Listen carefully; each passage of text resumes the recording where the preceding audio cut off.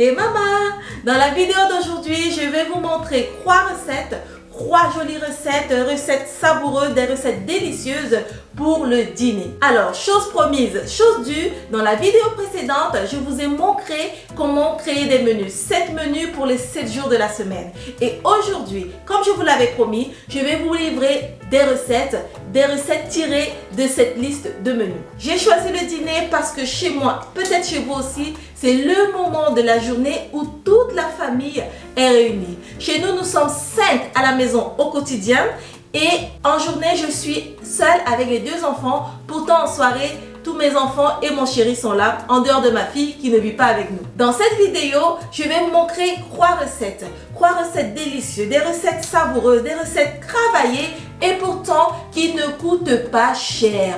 Parce que le but, c'est de faire des économies. Vous allez voir qu'en dépensant moins, il est possible de faire des recettes savoureuses et délicieuses qui correspondent à la saison actuelle. Oui, parce que nous sommes en automne et l'organisme a besoin d'aliments chauds, d'aliments copieux, mais d'aliments sains et équilibrés. Et ça, c'est important, comme on l'a vu dans la création des menus, mais aussi dans la préparation de ces recettes. En tout cas, si vous me découvrez pour la première fois, je suis Carole avec 2 L-E, maman de 4 enfants et sur ma chaîne, on parle lifestyle, on parle organisation en général, on parle cuisine, on parle rangement, bref, tout ce qui concerne l'univers de la maman. N'hésitez pas à vous abonner juste en dessous. Vous pouvez aussi aller sur le compte Instagram qui s'affiche juste là. N'hésitez pas à y aller et à vous abonner. N'hésitez pas à commenter. N'hésitez pas à partager. Et c'est parti!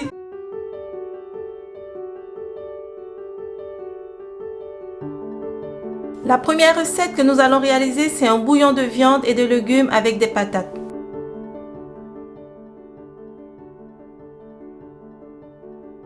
Je commence par laver et éplucher mes patates et les carottes.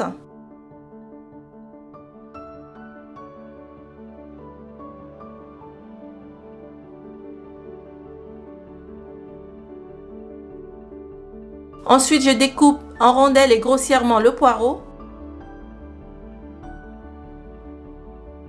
On va faire cuire tout ça dans mon autocuiseur. Donc dans la marmite, je mets mon kilo de viande. Sachant qu'on ne mangera que la moitié, en fait, j'ai divisé en 2 parce que c'était beaucoup trop pour 5 personnes. Donc, en fait, tout ce que vous voyez là, ça va faire 2 repas. Je rajoute la moitié des poireaux. Je découpe grossièrement mes 3 tomates que je rajoute dans la marmite.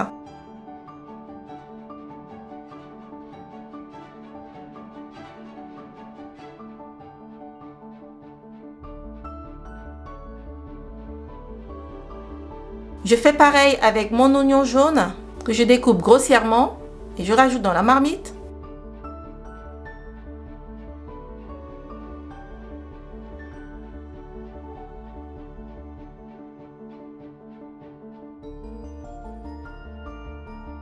On rajoute une cuillère à soupe de sel,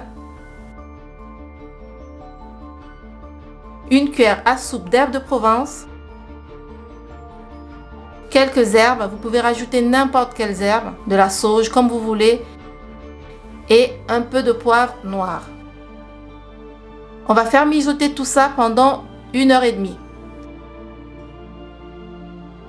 1h30 après, voilà ce qu'il en ressort.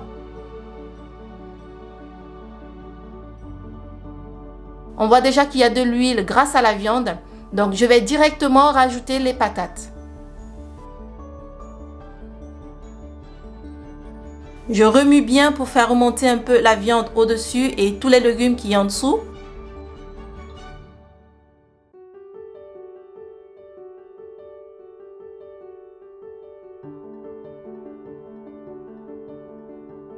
Je rajoute les carottes. Vous allez voir que la marmite sera complètement pleine. Ne vous inquiétez pas, moi j'ai l'habitude de cuire comme ça parce qu'au bout de 20 minutes, ça se tasse.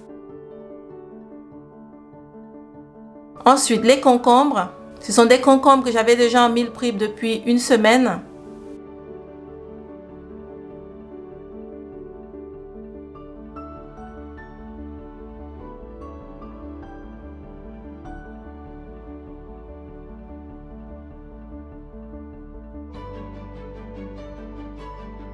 Et tout le reste des poireaux. Je dépose simplement au-dessus parce que quand ça va se tasser, je pourrai encore mieux tourner.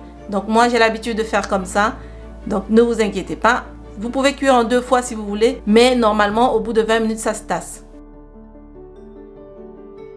Une fois que c'est prêt, on va une fois de plus laisser mijoter pendant 45 minutes. Et voilà un magnifique bouillon qui sent bon, c'est délicieux. C'est un repas sain, équilibré et chaud aux couleurs de la saison que je vous conseille.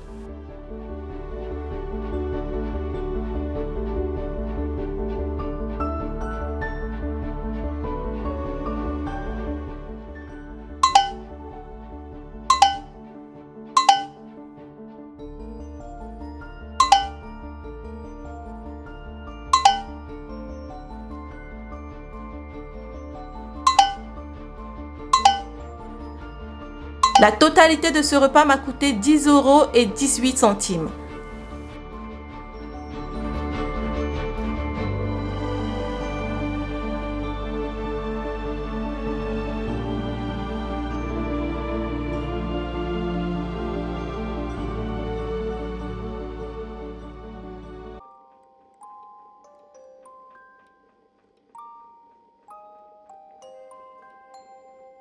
La deuxième recette, c'est de la polenta aux tomates séchées avec du saumon grillé. On commence par réaliser un pesto. La veille, j'ai fait cramper mes tomates séchées, donc je les presse un tout petit peu avant de les mettre dans mon mixeur. C'est important pour qu'elles se réhydratent. Je rajoute 2 gousses d'ail, 20 g de pignon de pain, 25 g de parmesan, quelques feuilles de basilic, 25 centilitres d'huile d'olive.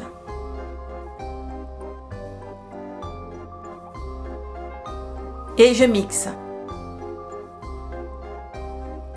Et voilà un magnifique pesto qui sent bon et qui est délicieux.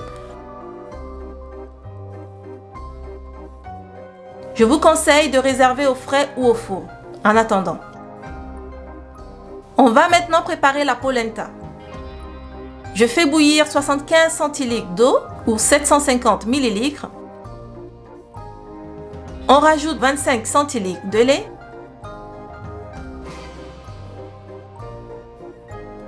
Je rajoute du sel. Je rajoute mes 250 g de polenta au fromage. Ça suffit largement pour 5 personnes.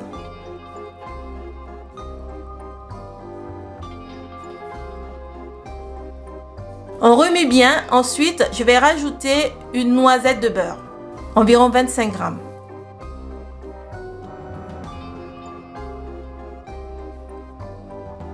On remue bien, sachant qu'il faut faire cuire à feu doux.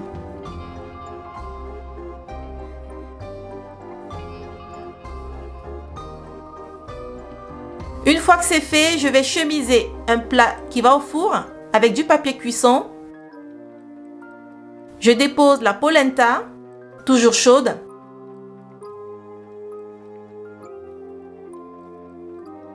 Et j'étale bien. Nous allons mettre au four à 180 degrés pendant une dizaine de minutes. Pendant ce temps, je m'occupe du saumon. J'ai mes 2 beaux pavés de saumon, ils sont bien rosés. Je rajoute un peu de sel, un peu de poivre grossièrement moulu, du romarin pour apporter du goût, de la fraîcheur et de la Provence, de l'huile d'olive,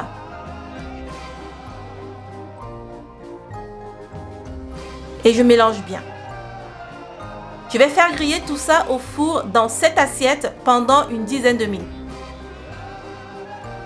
Tout à l'heure, j'ai réservé 3 morceaux de tomates. Je les sèche bien, ensuite je vais les hacher. Ça va apporter un peu de texture à notre assiette.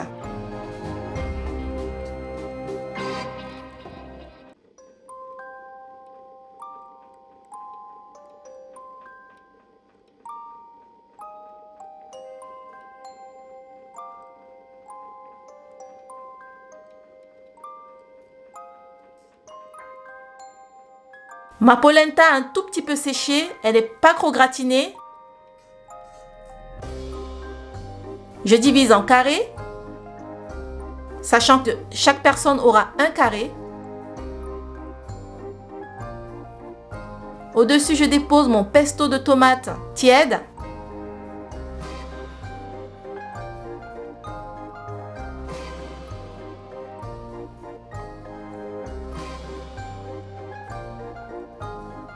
Je rajoute un morceau de saumon.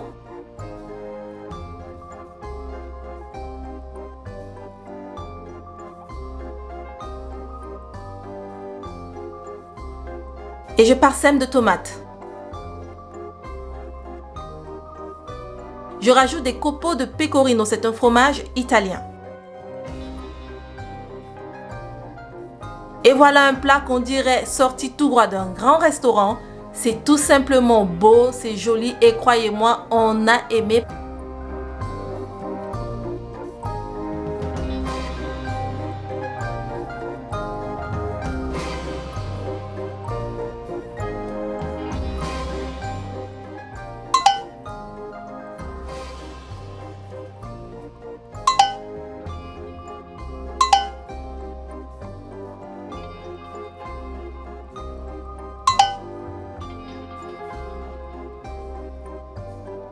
Tout ceci me revient à 12 € pour une assiette de qualité comme celle-là et pour toute ma famille. Et je ne compte pas les herbes et l'huile parce que c'est des choses que j'ai chez moi.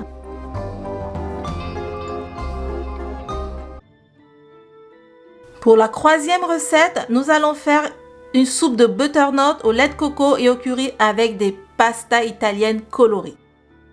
Le butternut est la référence idéale en automne. La couleur y est, la texture y est et franchement quand c'est frais comme ça, surtout que celui-là est bio, c'est parfait. Par contre, c'est un peu difficile à nettoyer parce que la peau accroche bien à la chair. Depuis peu, j'ai pris l'habitude de faire sécher les graines et les pépins parce que j'espère que quand j'aurai un beau jardin et une belle maison, je pourrai les semer. Donc n'hésitez pas à faire de même. C'est aussi une bonne façon de faire des économies et de cultiver soi-même ses aliments. Je fais chauffer une casserole et je rajoute de l'huile d'olive.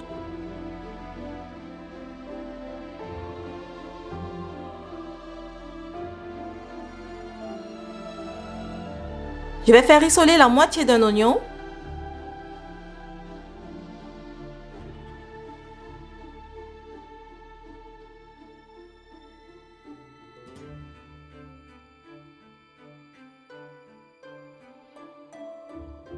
Je rajoute le butternut.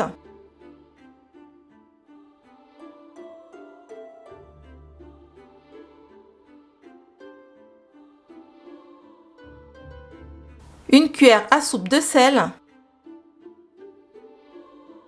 2 cuillères à soupe de curry. Ça va apporter beaucoup de goût. Et un pot de lait de coco.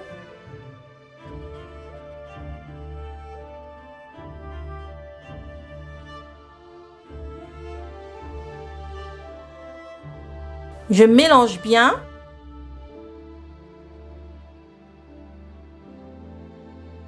Et je rajoute la moitié de mon pot de lait de coco en eau.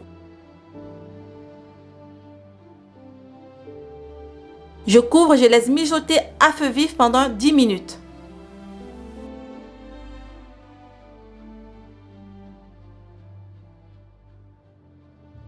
Une fois que c'est fait, je transvase tout ça dans mon blender.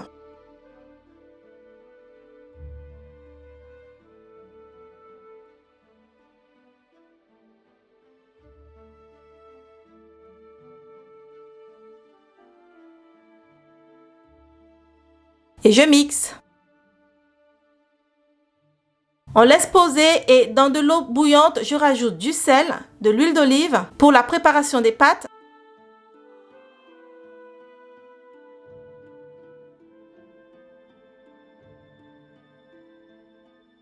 Je couvre et on laisse bouillir.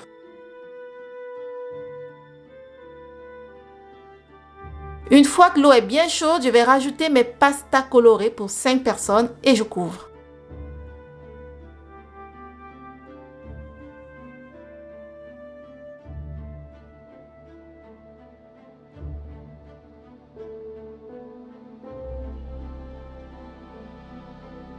Ces pâtes mettent un peu de temps à cuire. Il faut environ une quinzaine de minutes pour qu'elles soient bien cuites. Et ce que j'aime avec ces pâtes, c'est qu'une fois qu'elles sont cuites, elles arborent de jolies couleurs pastel.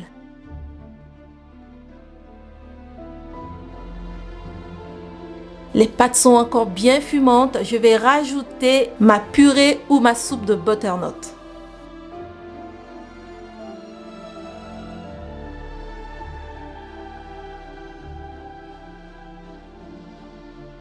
Elle est bien onctueuse. C'est la texture que j'aime quand je la cuisine avec des pâtes.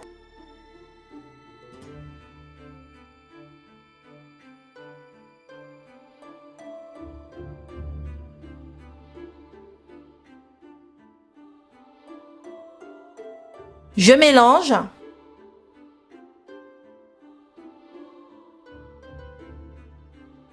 Regardez-moi ça, c'est onctueux. Ça donne juste envie de manger quand il fait froid. C'est agréable et c'est bon et sain pour les enfants. Je rajoute des copeaux de pecorino, du fromage italien qui a beaucoup de goût et qui va très bien avec les pâtes. Et voilà une jolie recette que je vous conseille, même pour donner de la vitalité et de l'énergie à vos bébés. En tout cas, moi, les miens adorent.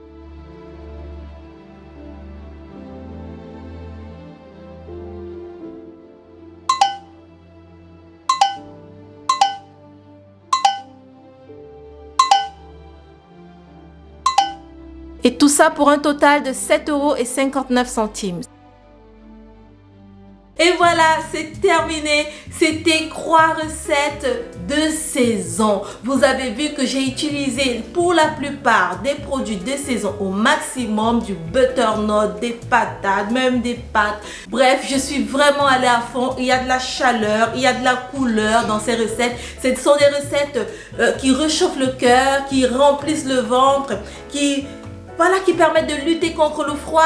Il fait encore un tout petit peu chaud, mais franchement, pour la saison, c'est vraiment nickel. Et en plus, elles ne sont pas lourdes, elles sont plutôt légères, mais elles permettent de satisfaire tout le monde et à petit prix. Donc, j'espère que ces recettes vous ont inspiré. Et ça, ce n'était que la première partie. Il y a encore des recettes qui arrivent pour compléter la liste des recettes du soir qu'il y avait dans la vidéo sur les menus. Donc n'hésitez pas à vous abonner en cliquant juste en dessous, à commenter et à partager. N'hésitez surtout pas à commenter et à partager et à vous abonner sur le compte Instagram qui s'affiche juste là. Voilà, Instagram et maman.